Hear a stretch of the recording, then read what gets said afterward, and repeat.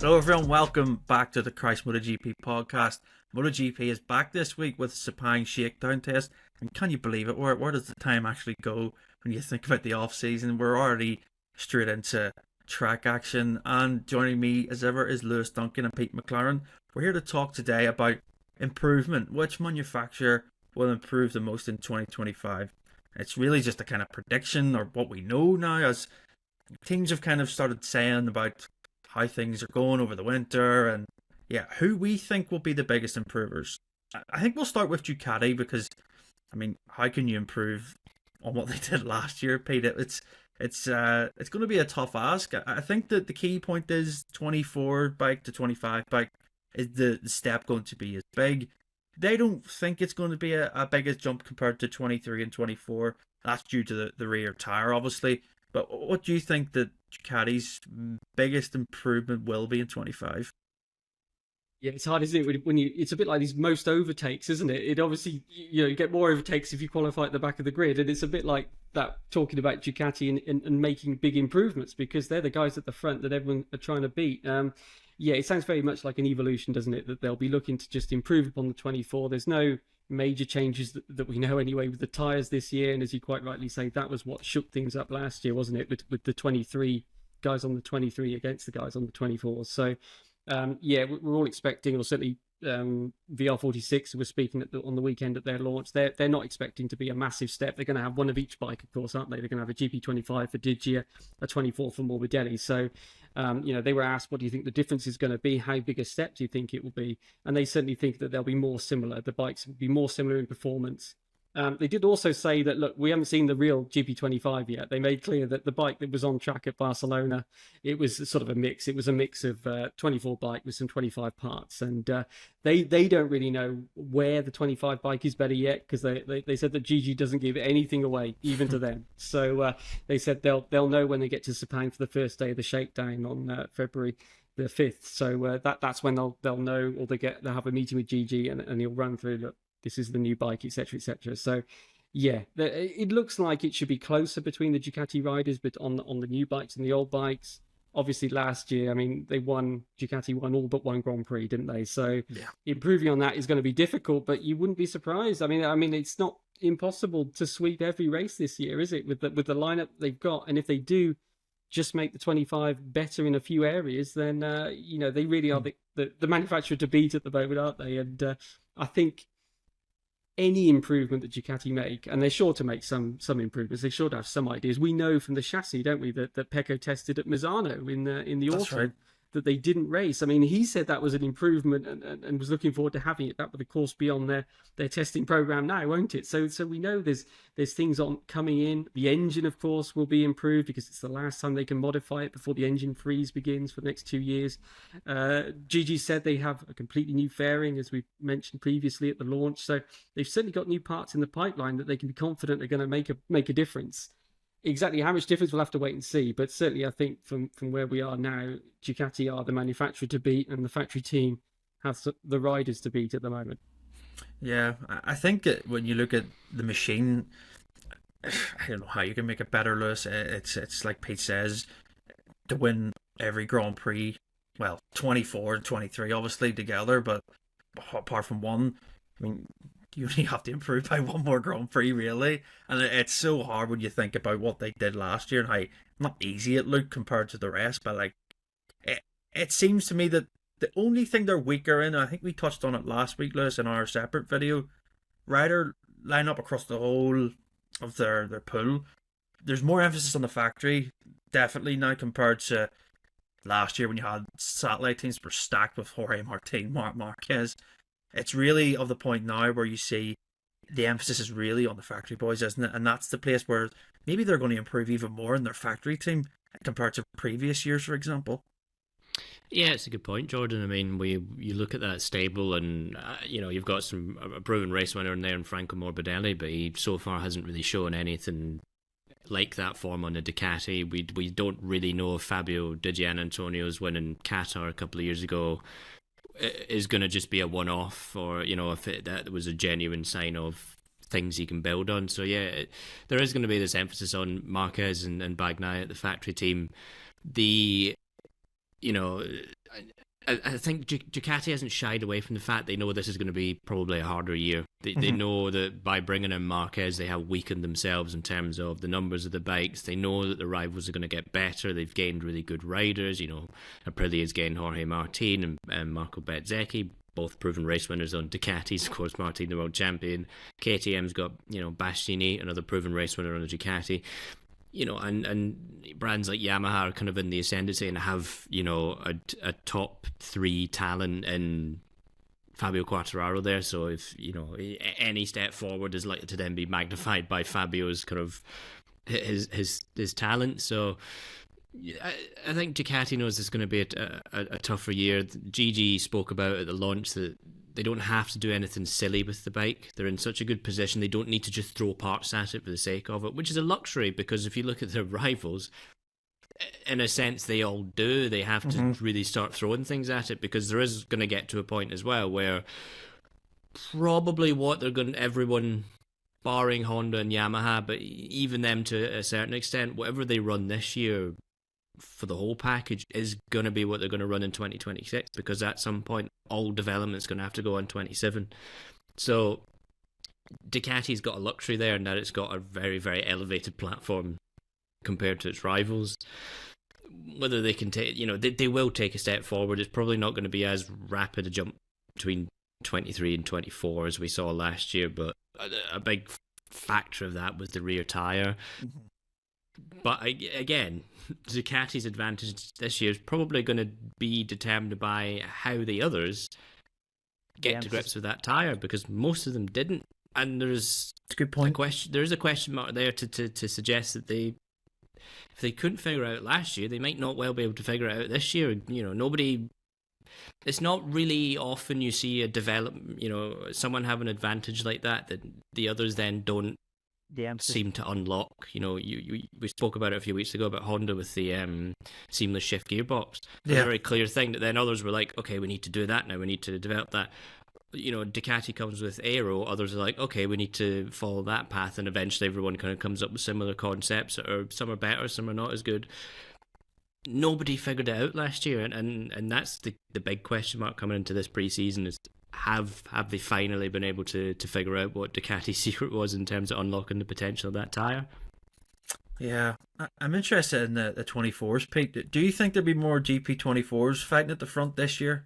Because, like I say, Alex Marquez, just going off what we've seen, he's fast in the test at Barcelona, and that was the first day he had that 24, and he really liked it. That's a good sign, isn't it, for Ducati's arsenal of riders? Maybe there's potential there for them to be getting more in the mix, more like we seen in 22 or maybe 23, for example. You've seen more of the older bike getting involved with the latest bike. Yeah, absolutely. I think you're right there, and I think also, especially at the start of the season, so that they'll have all the data, won't they, from last year.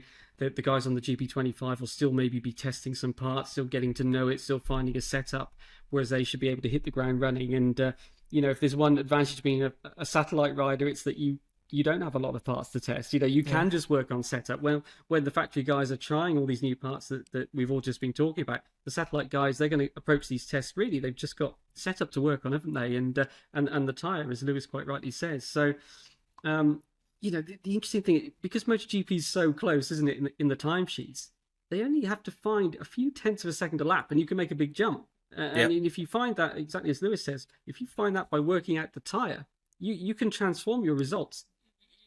Almost straight away. That's the other side. It's frustrating sometimes for teams that see themselves at the bottom end of the top 10, but the time gap means that everyone is so close that you can get a big shake up, and people can be genuinely hopeful of making progress. But yeah, certainly I think I suppose also if you're looking for Ducati potential weaknesses, they only have 6 bikes this year, so they're going to have less data. That's one thing. We need to see how the dynamic, obviously, between Marc Marquez and Bagnaia works. Do they sort of spur each other on to even greater things, as Luca Marini has hinted, or does it become a bit sort of negative as far as their results and everything else? We don't know yet. We'll have to see on that. Do they take the bike in different directions? Pecco is obviously, let's say, he's renowned as a hard braker. Marquez more as a cornering guy. How's that going to work with bike development? Digi was saying that he's sort of a bit of both. So maybe, you know, he said potentially there could be 3 different sort of directions that they want to take the setup of the GP25. How's all that going to play out? Who will it suit most? Because, you know, for sure, with any new bike, it naturally suits a certain riding style more than another, and then you either have to adapt the bike or the setup or whatever. So we've got to see how it all plays out there. But I think the 24s, to come back to your question, they have that data.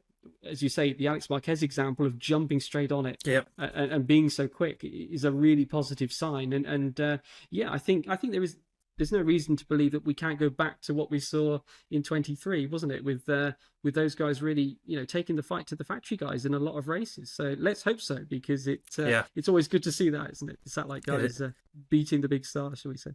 It is, yeah. And I think if you get more people at the front, that's what people want. But I also think what people want is more manufacturers at the front. And Aprilia have this next Lewis where they've got their best rider lineup in MotoGP.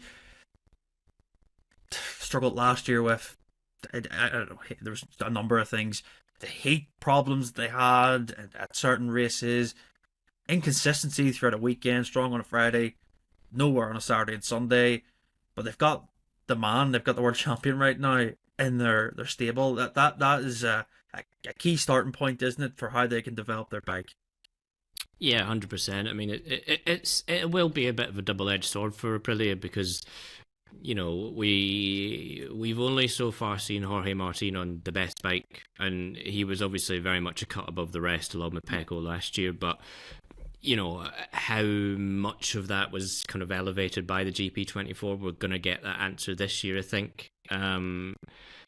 You know, what Aprilia can't do is just take all the secrets from Ducati and try and put that onto an Aprilia, because it's a very different bike philosophies that often hasn't ever really worked. If you've just taken those ideas from another bike and tried to just slap them on yours, it doesn't work.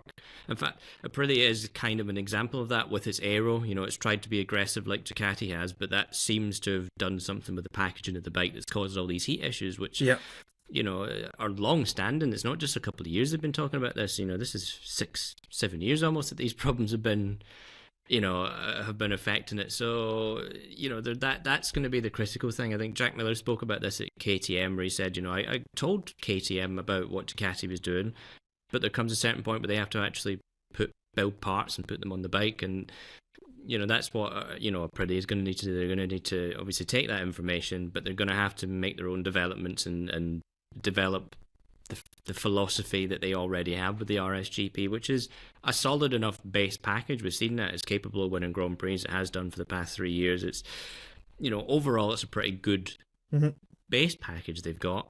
They just now need to kind of unlock basically the tyre, I think, was the real key deficit there for Aprilia, and also try and figure out what these heat issues are, because, you know, we start the season in Thailand.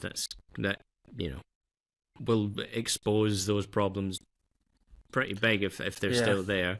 And we've got quite a lot of those races over the year where, you know, heat's going to be a factor, and not just in the emphasis, you know, in Southeast Asia. We're going to some places in Europe with the calendar this year that could be stinky hot. You know, we're going to put Czech Republic can be really, really hot, you know, at the time of the year the races. Hungary as well, if that goes ahead. You know, there's a lot of, you know, a lot of places where these problems can crop up. So that's what Aprilia has to kind of be careful of, that they don't just try and clone the Ducati without actually getting in deep into what the issues they had last year were.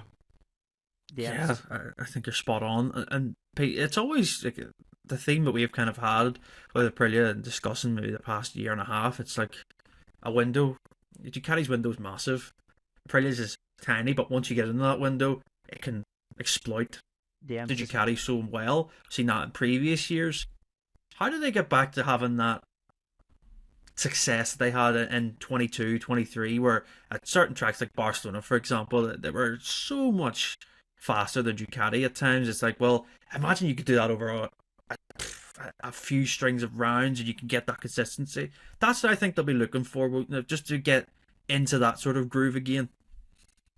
Yeah, exactly. Consistency, as you said it, isn't it? That's what they need to find, and especially with new riders coming on board, they want to find their confidence with the bike, don't they? If they're going from track to track and having big highs and lows. Yeah. And Frankie Garcetti was talking about it, wasn't he? As far as having a rookie and as far as developing during the season, is you want to steadily build and build and build, and that's also what Aprilia with their two new riders will want to do, I think. Started off, sounds like the first impressions, certainly with the front end of the bike, were very positive for both riders. The big question is Stella Keeney coming in, isn't it? Taking over as the new technical director. Yeah. How is that going to work? That taking over the Albessiano bike, shall we say, and now adding his sort of imprint on it. Will he be able to address the problems that the bike has had in the past from his knowledge at KTM and previously at Ducati? He knows Martin a bit, and Bez, doesn't he, from Ducati as well when he was there, so that'll help him. I think it's wait and see on that at the moment. As Lewis quite rightly says, the tests, are in hot places. It's been a weak point for Aprilia in the past, but that's been the problem, isn't it, with the Aprilia that you summed up, Jordan? Is it can be lightning fast one week and then not the next. They made a concerted effort to go for that consistency last year, didn't they, in terms of braking and things like that? Mm-hmm. And what they found was they lost their strengths at places like Catalonia and weren't really sure exactly where the balance was. It's almost like they had one bike that was good in certain situations. They then moved to the other extreme, and now they need to get that middle ground, don't they? And we've got to wait and see. The Sepang test will be really crucial, I think, with the 6 days adding in the shakedown to really build a solid platform on that and hit the ground running. But the bike has the speed, the riders have the speed, but it's a case of that, can they do it over the season? Because it's consistency. I mean, that's the one thing that really they're missing. Yeah, and the same boat, maybe for KTM, Lewis, very difficult off track with financial stuff. And how's their bike development going to go in MotoGP? Is there going to be much of a difference this year? Can they get rid of the chatter problems they had on the rear? The rear tire, we've seen it on TV multiple times in slow motion. Just the struggles that certain KTM riders were having. Pedro Acosta, to his credit, rode round the issue. So did Brad Binder. I'll give him that. But that is, I think, the key for them. They've got a good rider lineup. They're best in MotoGP with Vinales, Bastianini at Tech 3. Can they, if they get this rear tire problem sorted, could KTM surprise people and take the fight to Ducati and Aprilia? I think Pedro Acosta will. I'm not sure about the others. The KTM situation is obviously quite different to everyone else's. We don't really know, where they stand. Really, we have heard sort of rumors that there's a development freeze already in place.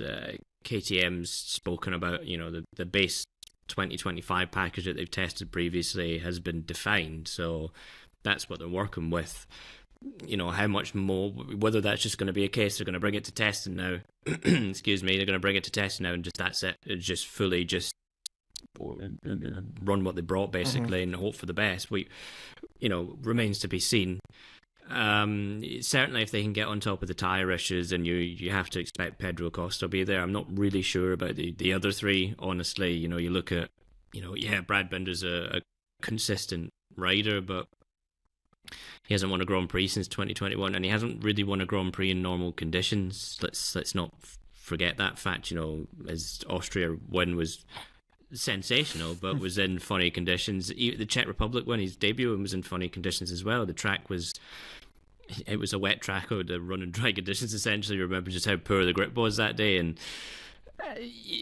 I'm yet to really fully be convinced by Binder's potential as a MotoGP rider, quite honestly. Bastianini and Vinales are kind of, Vinales talks a big game. We know that Vinales on his day can be untouchable, but Vinales' day comes, 1 in 1,000. Really, his hit rate is from MotoGP wins in his quite lengthy career at this point is pretty poor for the sort of type of rider that he is talked about, and also the way he talks about himself.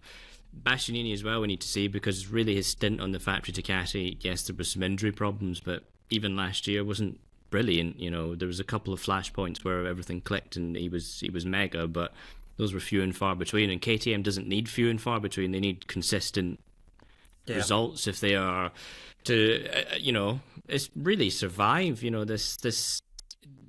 They will have better chances the racing side of things, because we know under the current restructuring orders that they're under, that there is a planned withdrawal from MotoGP. Probably current timeline is the end of next year if they can't find a way to survive. And even investment into the main parent company isn't a guarantee that the racing side will continue. The racing side has to prove that it is profitable and marketable and worthwhile, and that'll only come via results. So this is an uncertain time for KTM, and it's going to be an uncomfortable winter for them. There's going to be a lot of pressure on them to make sure they hit the ground running. And if there is a situation where they're not able to develop, it might not sting them too much, because I don't think this year we're going to see tons of development from people, just with the fact that really 2027 is coming up and that's where that development's going to go. But there is going to be just this greater emphasis on KTM, especially early in the season. If they do have a good bike, get those results, and you're kind of looking at Pedro Acosta being the guy to do that. You saw last year when everyone else was struggling, he was the one who was able to ride around the Chatterishers, was able to bring that bike to positions that others were struggling to do. There's a potential for a step there, but really how much of a step is going to probably be masked by just Pedro Acosta's sheer talent. Yeah, I was actually going to say that to you, Pete.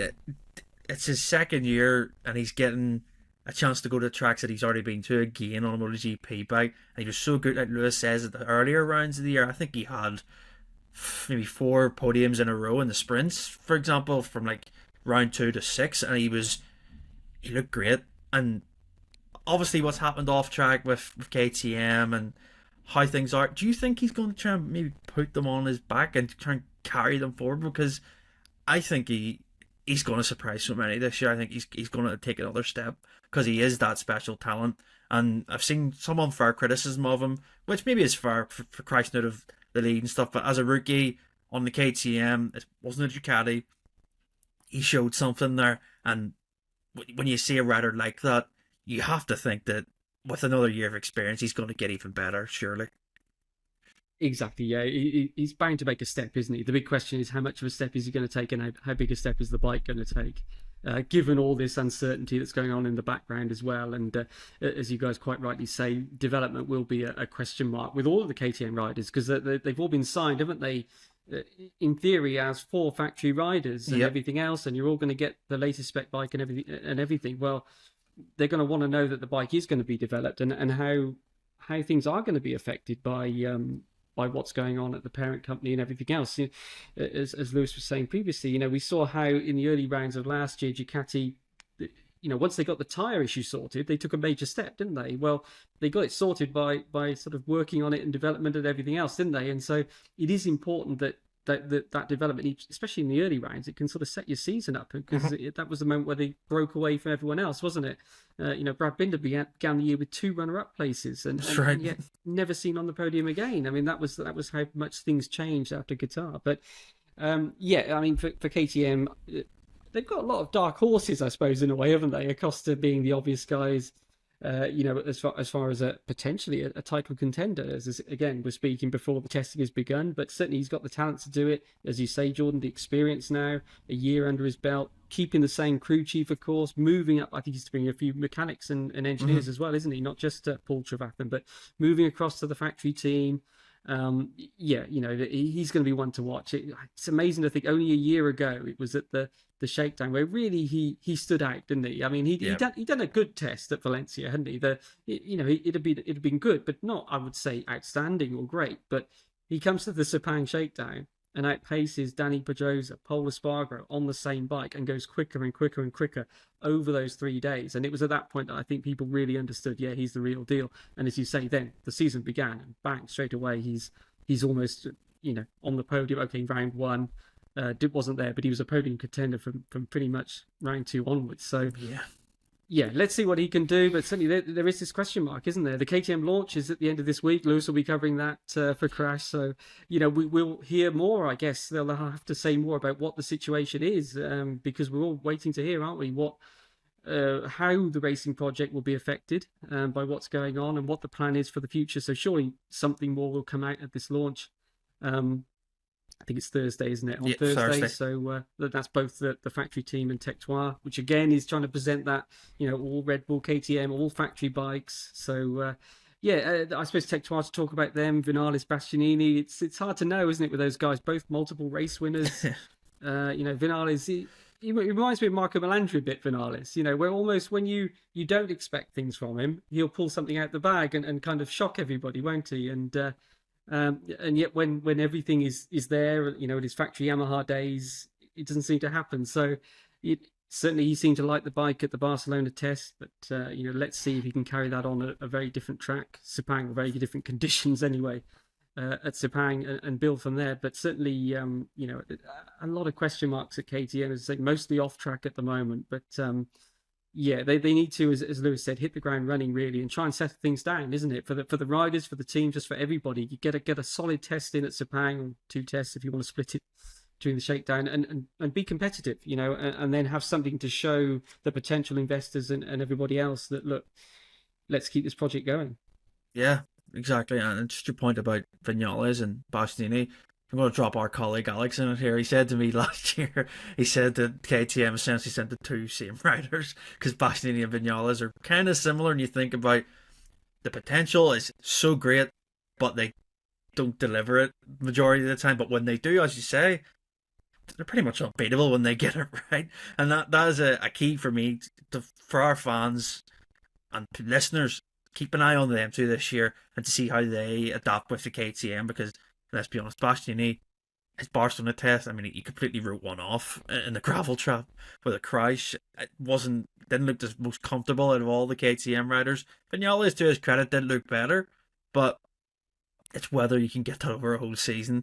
And yeah, with Maverick, as Lewis had said, he talks a great game, but sometimes he goes missing. And I want to see him fight, because, like you say, one of the most experienced riders now in MotoGP, and he can show that he can win races, and when they are, they're usually spectacular when he does.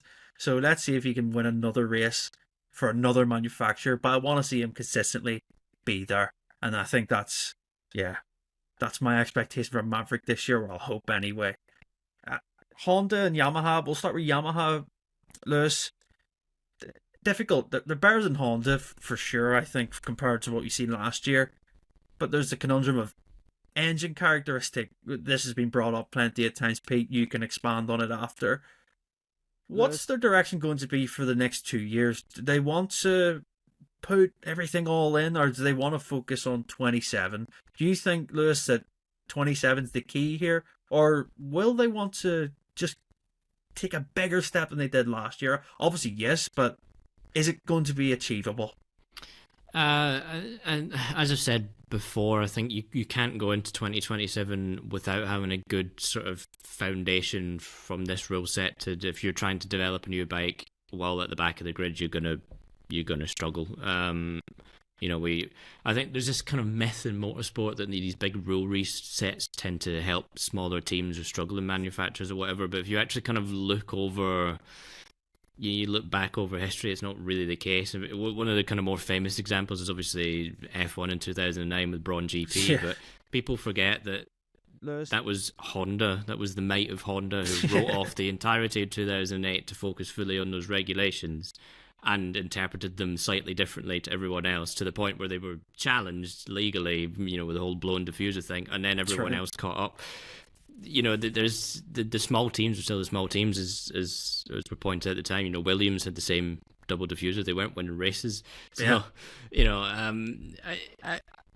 Honda and Yamaha won't just be able to go fully right off this year and next year. 2027 will just make that big step, because if you don't understand why you were bad this time around, you're not going to understand how to be better the next time around. Yeah. So, I think they'll probably give it about a year of let's see where we are, and then we'll make that kind of decision. From Yamaha's perspective, I think there's a lot more going for them. Just, Max Bartolini's influence has clearly been great in terms of not only just the technical kind of mindset that he's managed to shift within Yamaha. I think the confidence he's inspired in the riders, especially Quartararo, is a really important thing. Remember the past couple of years, you speak to Quartararo and he's quite miserable, quite down, really unhappy, nothing positive to say. And his own frustrations got the better of him in terms of he wants to be competitive, but the fact that he's not is really kind of that upset him. Bartolini was obviously able to, in some capacity to get them to kind of think about the bigger picture, and I think that's only been a positive for Yamaha. You look at where they were towards the end of last year, and I think got to the Malaysian Grand Prix, which the past couple of years have been a bit of a write-off for them.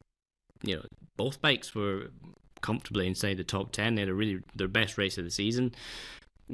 Good foundations to build on. They've now got a satellite team, which means they can, more testing can be done during race weekends. They've got more data to collect from. That means there's just it accelerates things a bit. So I think Yamaha will be looking at definitely kind of breaching that top 10 on a consistent weekend basis. That'll be the kind of the baseline goal, and then maybe towards the end of the year, hoping that they've got enough to be able to challenge for podiums. Obviously, the 850cc engine, the inline 4 versus V4, there's kind of a thing bubbling away in the background, and who knows, we might maybe see the first V4 at Sepang next week. We'll see. And Yamaha have been really cagey on that to date in terms of when they're going to introduce it. I think it's probably a lot more developed than they've maybe been letting on. Yeah, I think so. So that's interesting. And the great thing about the concessions is that they can test it in the background while running an engine they know works and focusing on improving the bike. And then they can introduce that and they can test it. Or they could, if they wanted, they could put the V4s and the Pramac bikes at a race weekend and let the factory bikes carry. And I think that's what will happen. So there's a lot of positive there for Yamaha that I do expect them to make a big step forward. Yeah, Pete, if you hear anything at a shakedown test, get the head out the window and see if you can hear a difference between those engines. It's as Lewis touched on, Max Bartolini has almost inspired majority Fabio Quartararo. I believe, didn't he drive to Max's house, Fabio, just to even see him and speak to him for a lot of hours? I mean, the guy must have something that's inspiring a world champion. I think that's really positive to see, isn't it, Pete? Because Quartararo's signed with Yamaha for a number of years now, and he's the guy. And when he's confident and happy, surely that means that results will come, and it'll be a lot better in 25. I seem to think that. I don't know why. There's something in my stomach that tells me that they will be better again. Yeah, it's true. A few people have, let's say, I think Massimo Rivola was one. I think Pecco at the Ducati launch. A few people have said that they expect Yamaha to make a step. That they do, some of their rivals have looked on and said, yeah, they're heading in the right direction here. And on Max Bartolini, I think coming from Ducati in all those years there, it just removes that doubt, doesn't it? I think there were doubts in the mind, but bear in mind, Quattro's only ever ridden a Yamaha. What are they doing over there? What are they doing that's different? And as you mentioned, he wanted to basically grill Bartolini on, how do you do this? What do they do there? What do they do in qualifying? What do they do? And he's able to sort of, remove all of those doubts, if you like. And so I think it does make it clearer. And certainly if you're a team that's trying to catch up in the way that Yamaha and Honda are, you need that kind of thing. We've seen Honda now sign Romano Abessiano for exactly the same reason. So I think you're exactly right there to emphasise the confidence that it's given Quartararo. As you've mentioned numerous times, it was a big reason in him re-signing. He's also mentioned, hasn't he, that, and really all of the riders, also counting the Pramac guys, have sort of raised this point that the Yamaha are not waiting for 27. That they want results. And I think this also is tied in with what Lewis is saying about you need to get the bike competitive before the 850cc era, because to go in and think there's going to be a massive transformation overnight under a new set of rules, it just doesn't normally work like that. So I think they do want success as soon as possible. They're pushing hard for it. This whole V4 engine project shows that as well. We really don't know much about it, what stage it's at. Surely it will be on track sooner rather than later. They've got the private testing, so they can do that with the Grand Prix riders, etc., etc. So let's wait and see. Let's wait and see if it does make a difference. If it really does, find these few tenths, really half a second that they were missing by the end of the year in race pace that they need to find from where Quartararo finished in Barcelona. So they did make progress. That he was fast at the test. Obviously, it was just a test, but it was a good way to go into the winter on a high. And with Honda and Yamaha, it's a bit different to the other manufacturers. They're almost in this endless evolution stage, aren't they? Because of the concessions, where there's no real this is the old bike, this is the new bike. It's just a constant stream of updating different parts as the year goes on, and that's really where we are, I think. With Yamaha, that they will have some parts that they finished last year with, and they will have some new ones that they've improved upon, because they're not tied into the engine freeze. So, and they have more aero options as well. So, I think that you can be confident they're going to make a step. Yamaha, as I say, people seem to believe that they're going to move forward. What's realistic? Quartararo, I think he could be top 8 in the championship if everything goes right. I think as Lewis, agree with Lewis about fighting for the podiums, that kind of thing. I think that would be a decent step to make in 25. Yeah, I agree. I think that it's positive on that side for Yamaha. Going to the other Japanese manufacturer, Honda. Lewis, it's just, Honda's problems have been well documented, and I think they're in the best possible position to make the next step. Culturally, it seems to be that they've got a great test rider set up now with the riders that they have, and at least Spargaro and Taka Nakagami. As Pete says, management changes too, and there's a structural change within Honda there. But it's trying to get the confidence up of maybe, I don't know, every rider they have currently. Johan Zarco's kind of maybe the most confident out of them all. Joan Mir seemingly the lowest. How do Honda go about doing that? Is it little things, or is it just culturally trying to make it better? Yeah, it is hard to know where Honda goes from here, because it has hit rock bottom. Like it can't really get any worse, and it does seem from the outside they do seem to be lacking that kind of head coach figure that Bartolini's sort of become kind of oddly. You would expect that role to be from the team manager, really, or someone like that rather than the technical director. But Honda doesn't really seem to have that. They've got a bit of a bulldog in Alberto Puig who will defend the brand and defend the riders and defend the situation, but other than that, they don't really seem to have someone that can kind of unify the riders, really. You listen to Joan Mir and he's miserable all the time. Quite why he signed another 2-year contract. I'm not really sure, to be honest. I know he says he wouldn't want to leave it on that note, but there is also this argument to be made that if you're not enjoying it and then you're just kind of being negative the whole time, that's not going to help the project in any way, shape or form. A project like that needs leaders. Yeah. And Honda doesn't really have a leader right now. Maybe Zarco fills that role. He was generally the much more better spoken than all the Honda riders, the much more level-headed and certainly the more competitive. So I think, maybe it's him. But it really is hard to tell where Honda goes from this point. What kind of influence Alberciano is going to have. He'll be able to get to work on that Honda, but the base package had nothing to do with him, so he's going to have to spend quite a lot of time kind of untangling that, really, of what they've been working on previously, what hasn't worked, and then trying to figure out how to kind of piece that back together in his own image, really. I don't see Honda making any real tangible steps this year. There was little signs of progress, towards the end of last year, but only really for Zarco. So we're maybe looking at kind of a similar situation to Yamaha over the past few years, where any small progress is maybe just magnified a little bit more by that one rider being able to take it further. I think if Honda can be in the points every weekend, that's a result in itself. But to get to the level that Yamaha's looking like they might well be, I think will be difficult, because it's not as if Honda is coming from a position where even just a few years ago they were challenging for the World Championship, unlike Yamaha. Yamaha was quite a very quick sort of decline, where it was champion in 21, was there in 22, but you could see visibly that the bike was going down, and then they kind of plateaued at the bottom. Honda, since 2020, that bike wasn't a good bike. Marquez was probably going to win on it because he's Marc Marquez, but the bike wasn't great. You remove him from the equation, and all of a sudden, it was just this downward slope of Honda just getting worse and worse and worse and worse. I think that's the key issue here, is that this has been a long time rut, and the fact that they still haven't really figured out what to do doesn't suggest to me that over this year, that even with Alberciano, even with a pretty decent, an okay lineup of riders right now, it's really going to take the same steps that Yamaha has. It's a good point, isn't it? I just thought about it there, Pete. It's maybe I think it's the first podiumless year they've had in the MotoGP era in 24.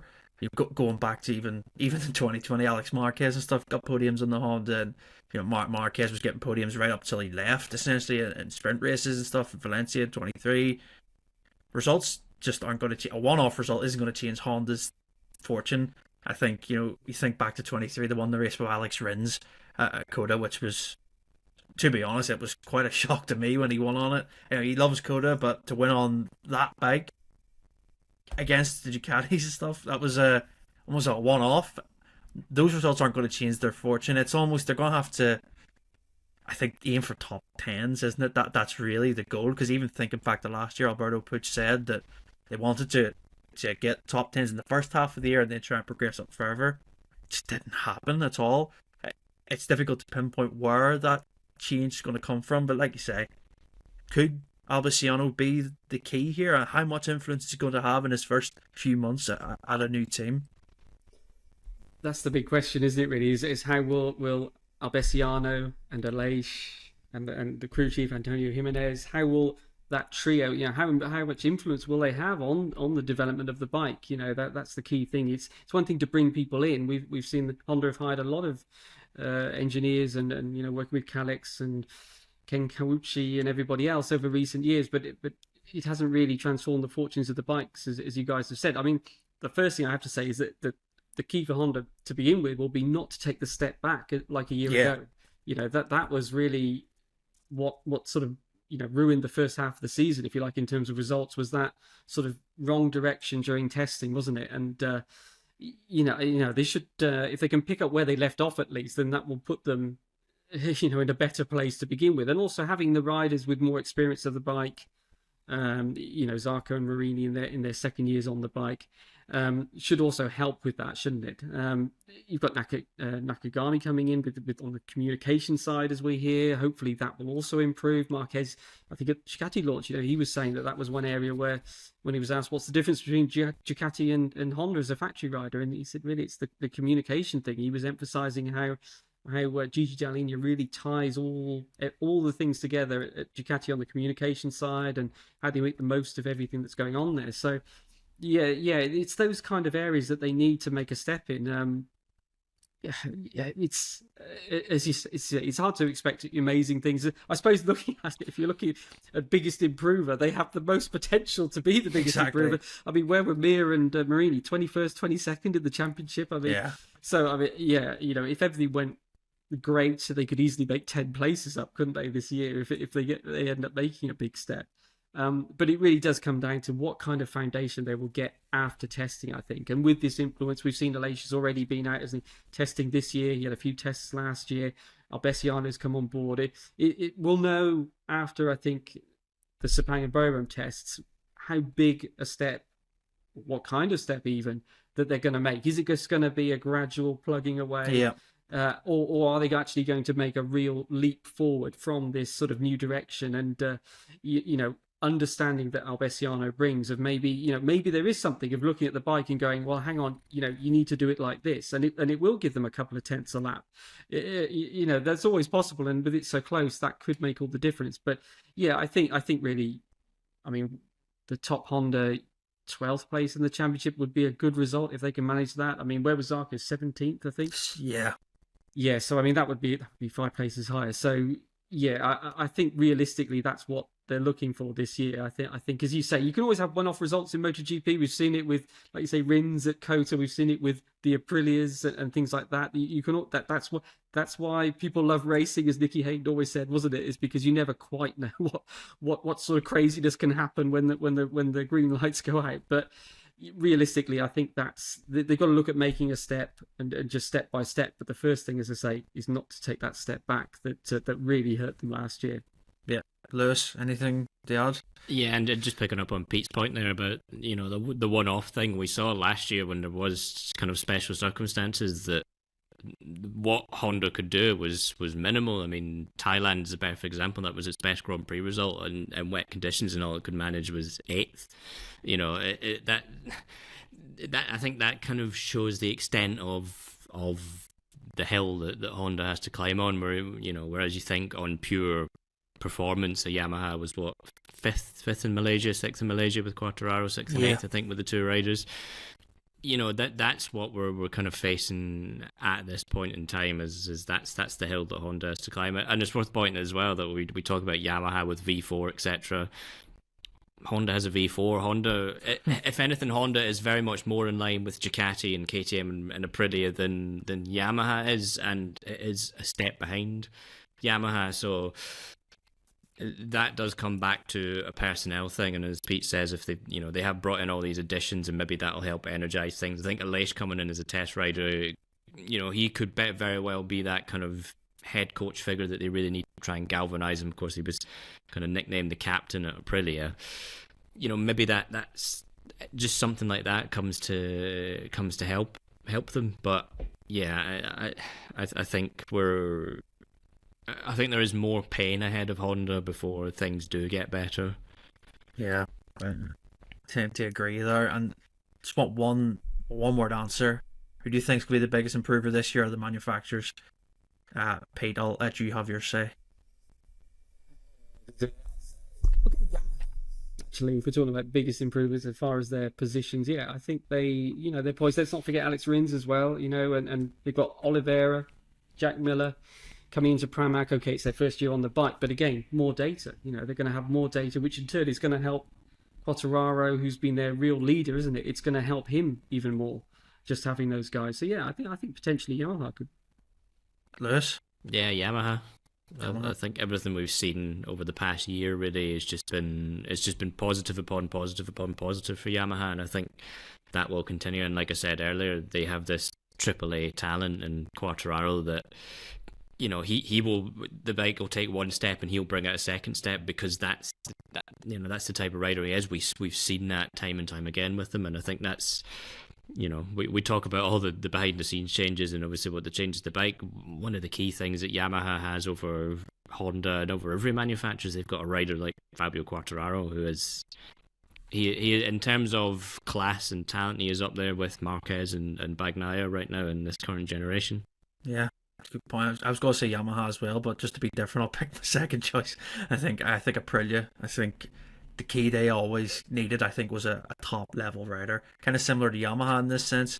Jorge Martin, I mean, just much better than the world champion at the minute. I think if he can get to terms with a different way of thinking, but what he said in that launch at Aprilia, like he would kill for them essentially. They feel like a family already.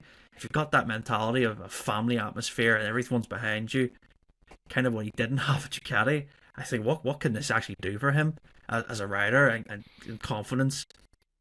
We'll wait and see. I think it'll be an interesting next few weeks with the testing and stuff. I think we'll get a clearer answer there, because like I say, go to Sepang, it's going to be incredibly hot. Will we see certain bikes try new things? Will it be a continuation of Ducati absolutely smoking everyone else? We'll wait and see. But if you enjoyed this podcast, make sure to like, subscribe if you're watching on YouTube. Give us a comment who you think will be the biggest improver in 2025. If you're listening on Apple, Spotify, wherever you listen to your podcast, give us a 5-star review. It helps us out massively on the charts. And we'll see you next week for a review, really, of the Sepang Shakedown and a preview for the real Sepang test then. So until then, we'll see you next time.